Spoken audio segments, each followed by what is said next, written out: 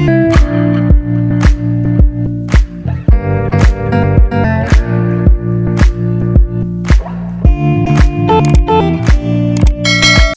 warahmatullahi wabarakatuh. Selamat datang kembali di channel YouTube saya. Dan pada kesempatan kali ini kita akan membahas materi SKB CPNS Badan Pengawas Obat dan Makanan untuk formasi pengawas farmasi dan makanan ahli pertama. Dan kita akan lanjut pada registrasi untuk kosmetik dan OTSK serta registrasi untuk pangan olahan. Baik, teman-teman, kita akan langsung saja kepada materi yang telah kita susun. Oke, ini adalah materi yang sudah saya susun juga buat teman-teman. Semoga bisa memudahkan dalam mempelajari setiap kisi-kisi materi dari Menpan RB khususnya untuk ujian SKB Badan Pengawas Obat dan Makanan. Nah, teman-teman, kita akan masuk ke materi yang sudah tadi saya sebutkan, kelanjutan dari materi sebelumnya, di mana untuk kali ini kita akan membahas terkait dengan pendaftaran OTSK, obat tradisional dan suplemen kesehatan, di mana teman-teman perlu ketahui 3 poin penting dalam pendaftaran OTSK, di mana yang pertama adalah jenis-jenis pendaftaran apa saja yang ada di OTSK itu, kemudian yang kedua adalah proses pendaftaran OTSK itu seperti apa, dan yang ketiga adalah persyaratan pendaftaran untuk OTSK itu apa saja. Nah, untuk jenis-jenis pendaftaran OTSK, obat tradisional dan suplemen kesehatan itu, yang pertama adalah pendaftaran akun perusahaan. Nah, ini adalah proses pendaftaran pertama ketika teman-teman ingin melakukan pendaftaran produk komoditi untuk obat tradisional ataupun suplemen kesehatan. Kemudian yang kedua adalah pendaftaran baru obat tradisional low risk atau yang beresiko rendah. Kemudian juga ada yang pendaftaran baru non low risk, berarti bukan yang beresiko rendah. Kemudian ada juga yang namanya pendaftaran ulang. Nah, untuk pendaftaran ulang ini seperti pada pendaftaran atau registrasi obat sebelumnya, bahwa pendaftaran ulang ini dilakukan untuk memperoleh izin edar baru ketika masa izin edar dari produk yang sudah terdaftar di Badan POM akan mengalami kadaluarsa. Nah, untuk selanjutnya ada pendaftaran variasi minor. Nah, untuk pendaftaran variasi minor ini biasanya akan ada perubahan dalam suatu produk, tapi perubahannya itu minor atau tidak terlalu banyak. Kemudian ada juga pendaftaran yang berkaitan dengan variasi, tapi variasi mayor. Nah, untuk variasi mayor pasti adalah lawan dari minor, ya. Berarti variasinya atau perubahan dalam produk itu cenderung lebih banyak. Dan yang terakhir ada pendaftaran khusus untuk ekspor. Nah, ini adalah materi-materi yang perlu teman-teman searching dan teman-teman pelajari tentunya di kisi-kisi materi untuk registrasi obat tradisional dan suplemen kesehatan. Nah, untuk pendaftaran atau registrasi produk obat tradisional suplemen kesehatan itu seperti ini kerangkanya kurang lebih. Nah, pendaftar itu harus masuk ke website asrot.pom.go.id/asrot. Nah, ini teman-teman yang ingin melakukan pendaftaran itu akan memilih registrasi, di mana pada registrasi ini akan dimintai pengisian template registrasi produk baru, di mana akan ada permintaan data produk, kemudian juga ada komposisi tentunya dari produk tersebut, kemudian ada klaim dari produk tersebut, dan data atau file pendukung dari produk yang ingin didaftarkan. Nah, untuk klaim produk tersebut, teman-teman harus ketahui bahwa ada klaim yang dilarang dan ada klaim yang diperbolehkan dalam setiap komoditi di Badan Pengawas Obat dan Makanan. Kemudian setelah melakukan pengisian tersebut, nanti teman-teman ataupun pendaftar akan dimintai untuk membayar SPB atau surat perintah bayar praregistrasi. Kemudian pendaftar akan melakukan pembayaran ke bank menggunakan ID billing yang terbit bersama dengan SPB tersebut. Dan setelah dilakukan penilaian berkas yang dilakukan selama kurang lebih dalam 20 hari kerja, jadi Sabtu dan Minggu tidak terhitung, karena di sini keterangannya ada 20 hari kerja, maka akan dilakukan penilaian dan ada kemungkinan ditolak dan juga ada kemungkinan untuk diterima. Ketika ada dokumen yang ditolak, maka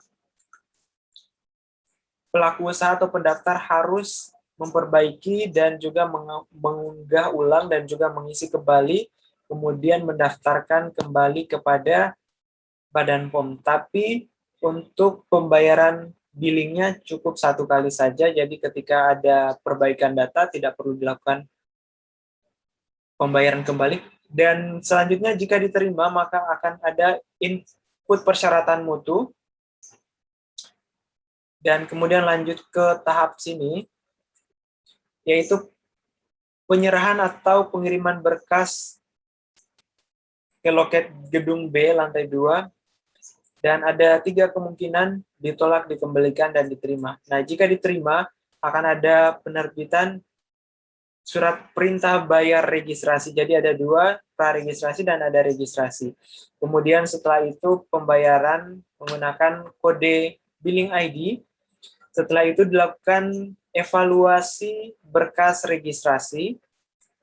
Nah, ada 3 kemungkinan juga, yaitu ada ditolak, TD, dan diterima. Setelah itu nanti ketika diterima produk dan persyaratan yang berkaitan dengan pendaftaran obat tradisional dan suplemen kesehatan, maka akan ada pengambilan SK persetujuan pendaftaran.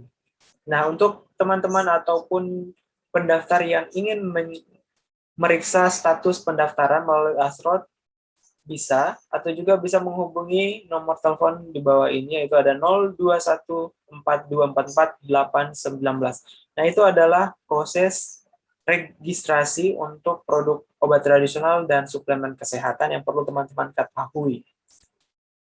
Nah, kemudian di sini ada aspek persyaratan registrasi yang perlu teman-teman ketahui juga, di mana ada 4 aspek yang perlu teman-teman ketahui. Yang pertama adalah aspek yang berkaitan dengan keamanan, ada yang berkaitan dengan label, kemanfaatan, dan ada yang berkaitan dengan mutu.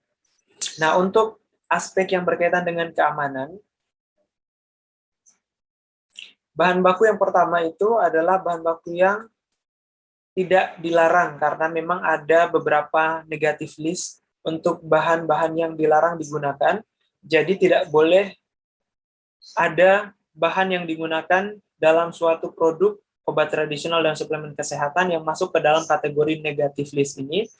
Kemudian tidak boleh mengandung bahan kimia obat. Kemudian pemeriksaan toksisitas atau data ilmiah lain jika dibutuhkan. Jadi tergantung dari bahan yang digunakan.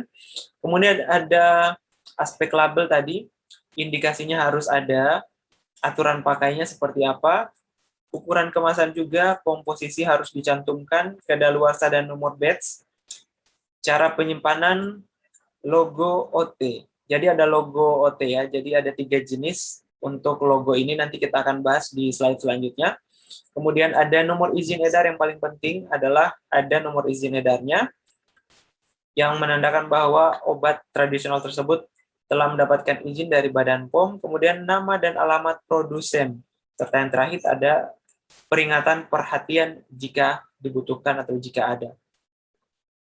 Nah, kemudian juga selain itu, yang perlu diperhatikan terkait aspek-aspek persyaratan adalah aspek yang berkaitan dengan kemanfaatan. Nah, untuk yang pertama adalah kadar bahan berkhasiat tersebut, kemudian juga evaluasi berbasis.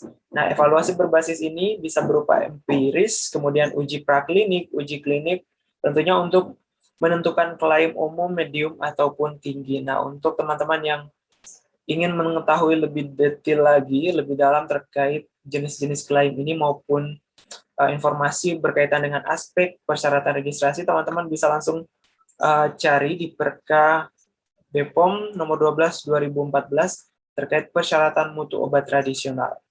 Nah, untuk aspek terakhir yaitu berkaitan dengan mutu, ini adalah berkaitan dengan formulasi, kemudian cara pembuatannya, ada sertifikat analisis bahan baku, kemudian sertifikat produk jadi, dan stabilitas zona 4B-6 bulan 2 batch. Jadi ini persyaratan aspek-aspek dalam registrasi obat tradisional ataupun suplemen kesehatan yang perlu teman-teman ketahui.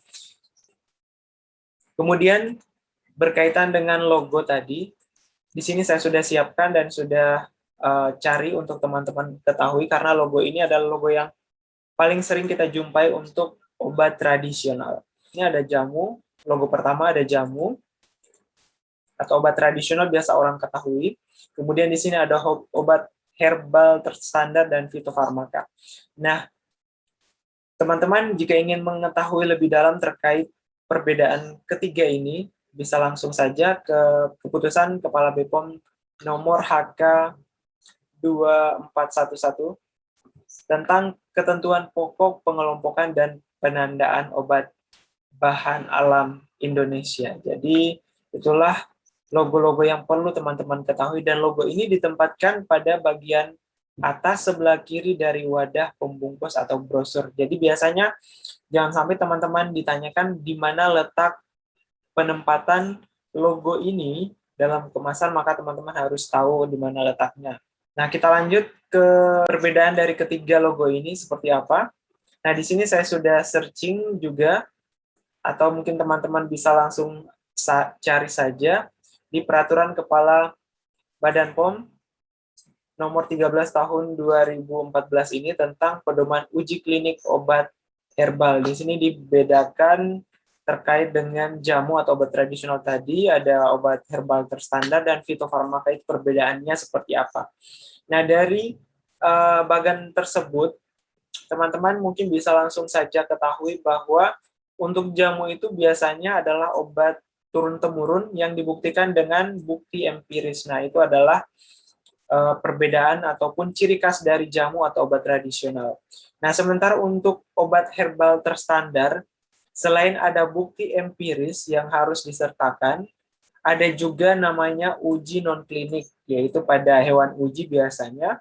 Nah, itu untuk persyaratan ataupun ciri khas dari obat herbal terstandar atau OHT, dan yang terakhir yang biasa dikenal dengan nama fitofarmaka tadi, dia itu harus lengkap dari ketiga-tiganya. Ada bukti empiris, kemudian juga ada uji klinik dan uji non-klinik.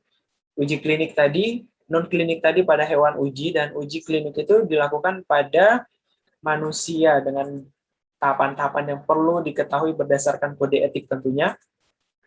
Nah, itulah informasi-informasi yang perlu teman-teman ketahui terkait registrasi obat tradisional dan suplemen kesehatan. Semoga bermanfaat dan sampai jumpa di video selanjutnya.